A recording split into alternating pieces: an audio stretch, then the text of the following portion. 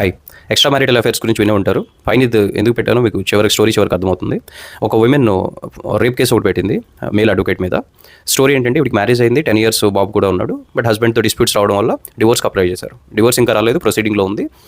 In the meantime ఈ male అడ్వకేట్తో she came in contact and they started having sexual relationship for almost 3 years.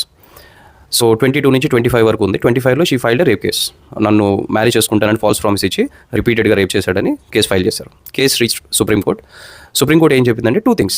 మీరు already existing మ్యారేజ్లో ఉన్నారు. మ్యారేజ్లో ఉండగా వేరే వాళ్ళు మ్యారేజ్ చేసుకుంటానంటే ఎలా నమ్మారు? Second thing, your an adult. So consent అనేది ఇక్కడ కన్సెంటింగ్ అడల్ట్స్. మీ ఇద్దరు ఒకరికొకరికి ఏం చేస్తున్నారో తెలిసినప్పుడు మీ పర్సనల్ అఫైర్స్ని తీసుకొచ్చి క్రిమినల్ కలర్ ఇవ్వద్దని చెప్పి ఆ కేసు కొట్టేసింది అనమాట. సో రీసెంట్గా కాంట్రవర్సీ జనసేన ఎమ్మెల్యేకి సంబంధించి కాంట్రవర్సీలో కూడా ఇదే జరిగింది. If I'm not wrong, lady కూడా మ్యారేజ్ అయింది.